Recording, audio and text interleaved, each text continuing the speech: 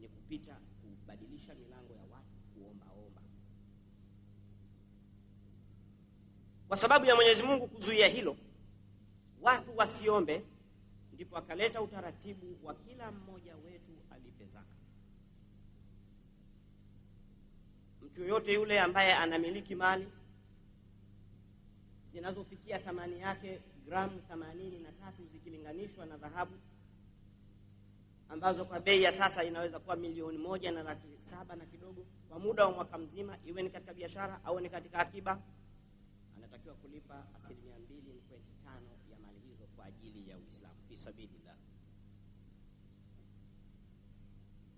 Anayefuga ng'ombe, ngamia, mbuzi, mkulima, wote wanatakiwa watoe katika fungu la zaka kwa mali walizokusanya. Ni wangapi katika sisi ambao tunamiliki mali na biashara kubwa na tunatoa zaka? Endapo hujatoa zaka kwa jeuri tu na huna sababu za kisharia za kukufanya wewe usitoe zaka, na ukaamini kwamba kutoa zaka hakukulazimu wewe, utakuwa umemkufuru Mwenyezi Mungu, kwa sababu utakuwa umekataa moja katika nguzo 5 za Uislamu. Kwa msingi huo, kila mmoja wetu anatakiwa atoe fungu lililo zuri kumkabidhi Mwenyezi Mungu na mtume wake. Mwenyezi Mungu na mtume hawana wanachohitaji kwetu zaidi ya kwamba Mwenyezi Mungu anatutaka sisi wenyewe kwa wenyewe tutazamane hali zetu, tusaidiane. Na njia ya kutoa msaada ni kuwatafuta wale watu ambao wamekuzunguka na wapo karibu yako, ambao hali zao ni duni na wanahitaji kupewa msaada. Wale ndio watu wa kwanza wanaostahili kupewa. Maskini ni wengi, na maskini tafsiri yake ni mtu ambaye anafanya kazi, ana kazi, anaamka asubuhi anakwenda kazini, ana mshahara ambao hauwezi kutosheleza mahitaji yake kwa kipindi cha kukutana na mshahara mwingine. Huyu ndio maskini. Fakiri ni hohehahe, mtu ambaye hana uwezo wa kufahamu kesho asubuhi atakula nini. Huyu mtu ni fakiri. Hawa wote wana haki maalum, na hizi haki sio kwamba ni haki za kubahatisha. Si kwamba wewe uliojaliwa mali una haki ya kumnyima unayemtaka na kumpa unayemtaka. Ukifanya hivyo ni jeuri tu, ni kiburi tu, ambacho matokeo yake ya mwisho itakuwa ni kufedheheka kwako wewe mwenyewe, kwa Mwenyezi Mungu kuingiza mikosi na mabalaa na matatizo mengi katika mali unazomiliki. Kwa hivyo basi, unapotoa sadaka ni kitu kingine, unapotoa zaka ni amri, na zaka inatakiwa kuwa ni fungu zuri ambalo atapewa mtu maskini. Mwenyezi Mungu anasema katika Qur'ani tukufu,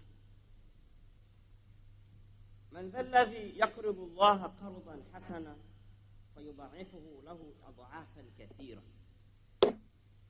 Ni nani miongoni mwenu ambaye yuko tayari kumkatia katika fungu la mali zake Mwenyezi Mungu, ili kwa kufanya hivyo Mwenyezi Mungu amuongezee katika pato lake muongezeko ulio mkubwa katika mali zake. Wallahu yakbidu wa yabsut wa ilayhi turja'un.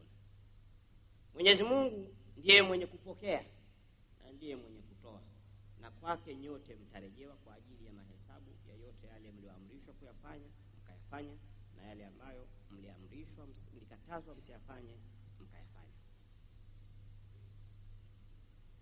Watukufu wa Islam, umma wa Waislamu katika nchi yetu ndio jamii ya kwanza iliyobobea katika umaskini na ufakiri. Waislamu wengi ni maskini, watoto zao hawakusoma na wala hawajali elimu.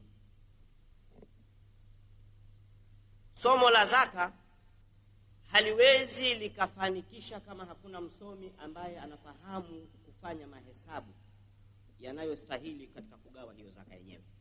Kunahitaji kuhesabu kwanza fedha zote, mzunguko wa fedha hizo katika kipindi cha mwaka mzima, fedha zilizokuwa katika akiba, fedha zinazozunguka katika biashara kwa kipindi cha mwaka mzima, upate hesabu yake, faida na mali, kisha ndipo uweze kufanya mahesabu kitu gani kilichostahili ya Mwenyezi Mungu ukitoe.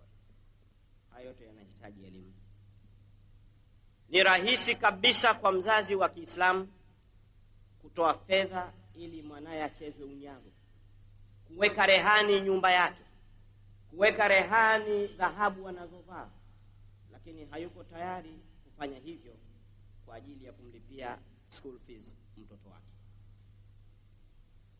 Umma wetu utaendelea kuwa katika hali hii ilionayo, kila Muislamu na kanzu yake mbovu yenye kuchanika mgongoni, na huku amevaa kanda mbili, na huku akilalamika kwamba yeye ni maskini, Mungu hakumjalia, akidhani kwamba kwa kulala ndani ataweza kupata mkono wa Mungu muingie ndani na kumletea fedha bila kutoka jasho.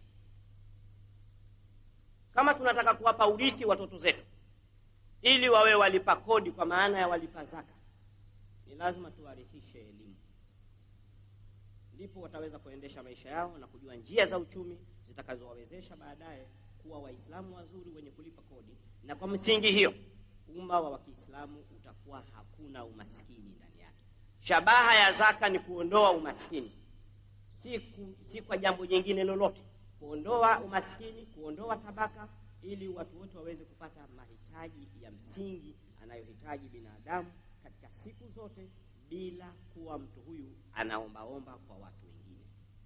A'udhu billahi minash shaitani rajim. Bismillahir rahmanir rahim. Wala tahsabanna alladhina yabkhaluna bima ataahumullahu min fadlihi huwa khairun lahum, bal huwa sharrun lahum, sayutawwaquna ma bakhilu bihi yawm al-qiyamah. Barakallahu li wa lakum bil Qur'an al-azim wa nafa'ani bihi wa iyyakum min al-ayati wa dhikri al-hakim. أقول قولي هذا وأستغفر الله العظيم لي ولكم ولكل ذنب ولسائر المؤمنين والمؤمنات فاستغفروه إنه هو الغفور الرحيم وهو البر الكريم. Baada ya kuhusieni kumcha Mwenyezi Mungu na kutekeleza maamrisho yake, Mwenyezi Mungu anasema katika Qur'an, kaila yakuna dulatan baina al-aghniyai minkum. Shabaha ya Mwenyezi Mungu kuleta amri ya kutolewa zaka ni kuondoa mzunguko wa fedha kutoka mikononi mwa matajiri na kuwapelekea watu maskini. Hii ndio hiki kinachoitwa sasa kuondoa umaskini, na ndicho kilichofanywa hata na serikali ya awamu ya 4 kutoa katika kila mkoa shilingi milioni 1,000 ili kuwasaidia watu wasiokuwa na kazi kuanzisha ajira mpya kwa kuwakopesha midogo midogo, watu waweze kujiwezesha kuishi. Kaila yakuna dulatun baina al-aghniya minkum, ili kuondoa mzunguko wa fedha mikononi mwa matajiri wenyewe kwa wenyewe na kuzipeleka kwa maskini. Na ni kwa maana hiyo Mwenyezi Mungu kwa kuamrisha jambo hili anasema kumwambia mtume wake, khudh min amwalihim, khudh fi'lul amr, kwamba kitendo cha kutoa zaka si kitendo cha kiari, ni kitendo cha amri na ni lazima. Asipotoa watu kwa hiari zao, wakatolewe kwa kutumia nguvu, kama hapo panapotawaliwa ama hapo mamlaka iliyopo ni mamlaka inayohusiana na Uislamu, basi matajiri waingiliwe katika maofisi yao na katika magodauni yao, fedha zao zihesabiwe, midahara yao ihesabiwe, zitolewe haki zinazohitajika kwa ajili ya kupewa maskini. Shabaha ya hii ya kuwanyang'anya fedha matajiri kuwapeleka kwa maskini ni kuondoa chuki na kuondoa tabaka. Watu maskini waliokata tamaa wanafikiri kwamba watu matajiri wamewadhulumu, na hivyo ukienda nyumbani kwa tajiri yoyote hivi leo utakuta nje kuna mgambo na kuna askari ana bunduki, na ndani mna makamera ya kuwatazama watu wote na kuchunguza mienendo ya watu wote wanaopita karibu na duka lake. Kitendo hiki kinasababishwa na ile pengo lililopo baina ya maskini sana na matajiri sana. Hapa kwetu ukitaka kuomba maandamano, tunataka kuandamana kesho kwa ajili ya kufanya zafa ya Maulidi, ukienda kwa rafiki yetu Tibaigana anakuambia kwamba mnataka kuandamana, ndio. Unapita mtaa gani? Napita mtaa wa Samora. Sema hapana, usipite mtaa wa Samora. Uhuru anasema hapana. Kwa nini? Anachoogopa ni kwamba maandamano wataingia watu maskini wenye chuki na matajiri, na badala ya kuandamana watavunja maduka ya matajiri.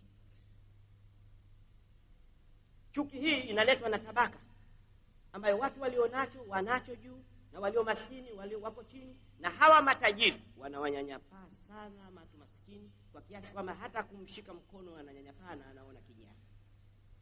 Zaka tajiri anahesabu yeye mwenyewe badala ya kupeleka msikitini kama mafunzo ya Uislamu yanavyosema. Na matajiri wote wanadharau na kiburi ya ajabu sana, wanawadharau viongozi wao, wanawadharau maimamu wao, wanawaita wezi na maskini.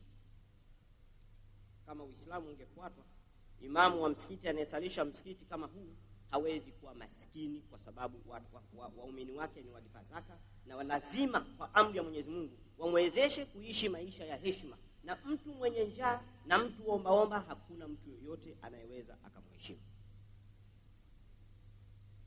Watukufu wa Islam, wale tuliojaliwa kupata uwezo, tuwakumbuke ndugu zetu walio masakini na mafakiri katika mwezi mtukufu wa Ramadhani, hata katika siku hizi chache zinazokuja kuelekea siku ya Eid. Kila mmoja amwezeshe mwenziwe kuishi vizuri na kusherehekea Eid kwa uzuri, bila kuwa na manunguniko ya tajiri juu ya ghorofa anamtupia chakula, maskini yuko katika hali ngumu. Zaka ni kiwango cha fedha anazopewa mtu ili kumwezesha kumudu maisha yake baada ya kupewa zaka hiyo, na ikiwezekana mwakani awe mlipa kodi na yeye mlipa zaka. Unachukua shilingi milioni 10, unaanza kusimama barabarani, kila anayekuja shilingi 1000, shilingi 200, shilingi 3000. Yule mtu wa kabila yako, kama wewe ni mtu wa Kigoma, unampa shilingi 30,000 au laki. Yule mtu wa kabila yako unampa zaidi, wa rangi yako unampa zaidi, yule asiyekuwa wa rangi yako unampa kidogo. Kama tunataka kuwa Waislamu, tufuate Uislamu. Kama tunataka Uislamu, tumheshimu Mwenyezi Mungu na mtume wake. Kama tunataka kuwa Waislamu, tuheshimiane. Na badala ya kufanya mchezo kama huo, hakikisha kwamba watu wanaokuzunguka umewasaidia kuondokana na hali ya umaskini. Kuwawezesha watu kuondokana na hali ya umaskini ni kuwa na zaka. Ikiwa ni shilingi milioni 10, jalia kwamba kila mtu umpe shilingi milioni 2 katika watu na wafahamu, watu makini, watu wenye familia, ili waweze kuanzisha miradi ya kujiwezesha. Acheni kabisa matajiri, mali mlizonazo si zenu, ni za Mwenyezi Mungu. Na majumba mnayojenga, mkitaka kujua si chochote na si lolote na mtayaacha, nenda kaangalie katika kitanda chako cha milioni 20 unacholalia, ni dhiraa ngapi unazolala wewe kwenye jumba lako lile? Hauwezi kupimwa mahala unapolala pakazidi mkono huu. Si chochote si lolote. Na ukilala asubuhi unaamka unanuka mpaka ukaoge tena. Si chochote si lolote. Acha kiburi, acha jeuri, mnyenyekee Mwenyezi Mungu, na kwa uwezo aliokupa wathamini wale wasiokuwa nacho. Kaa nao karibu, usiwanyanyapae, na uone kwamba wale ndio sehemu ya mtihani uliopewa na Mwenyezi Mungu. Uwatazame, unyanyue hali zao, uwasaidie, na huo ndio Uislamu. Fattaqullaha ibadallah, wa'lamu anna Allaha amarakum bi amri bada fihi bi nafsi wa thanna bi malaikati al-musabbihat bi qudsihi wa thalatha bikum ayyuha al-mu'minuna min bariyati jinnihi wa insi. Faqala ta'ala mukhbiran wa amira, inna Allaha wa malaikatahu yusalluna 'ala an-nabi ya ayyuhalladhina amanu sallu 'alayhi wa sallimu taslima. اللهم صل وسلم على سيدنا محمد وعلى آله وأصحابه وأحبابه أجمعين.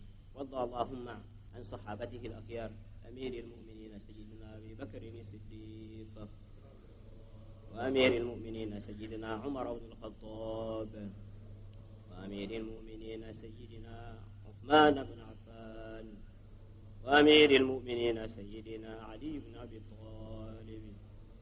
وارض اللهم عن صحابة رسول الله صلى الله عليه وسلم أجمعين. وارض اللهم عن سبطين ذوي الإخلاص والصفا، وعن عمي نبيك خير الناس حمزة والعباس، وإلى الإمام الحسن والإمام أبي عبد الله الحسين، وعن أمهما فاطمة الزهراء البتول، وعن جدتهما خديجة الكبرى وعائشة العليا، وعن التابعين وتابع التابعين لهم بالإحسان إلى يوم الدين.